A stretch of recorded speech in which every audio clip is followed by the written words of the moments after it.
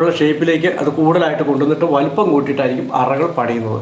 ഇങ്ങനെ പണിത് വന്നിട്ട് ഇവർ ആണീച്ചകളുടെ മുട്ട ഇവിടെ ഇടുകയാണ് ചെയ്യുന്നത്.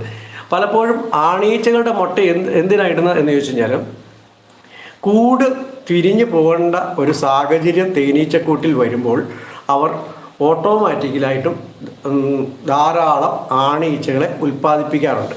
അപ്പോൾ അങ്ങനെ ഉൽപ്പാദിപ്പിക്കുന്നതിൻ്റെ ഭാഗമായിട്ട് ഒരു ആണീച്ചകളുടെ മുട്ട അവർ ഇടാറുണ്ട്.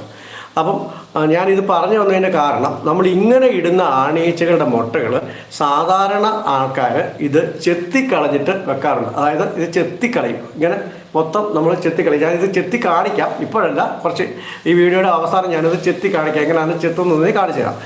അപ്പം നമ്മൾ ഈ ആണീച്ചയുടെ മുട്ടകൾ നമ്മൾ ചെത്തിയിട്ട് മുകളിൽ വെച്ച് കൊടുത്തു കഴിഞ്ഞാൽ സംഭവിക്കുന്നത് എന്നാ, മുകളിൽ നമ്മൾ വെച്ച് കൊടുത്തു കഴിഞ്ഞാൽ അത് വളരെ നൈസായിരിക്കും, ഒന്നും കാണത്തില്ല. മാത്രമല്ല ആണീച്ചയുടെ മുട്ട നമ്മൾ ചെത്തിക്കഴിഞ്ഞാൽ വീണ്ടും ഓട്ടോമാറ്റിക് തന്നെ പെട്ടെന്ന് ആണീച്ചയുടെ മുട്ട ഉണ്ടാക്കാൻ അവർ വീണ്ടും ഒരു ശ്രമം നടത്തും.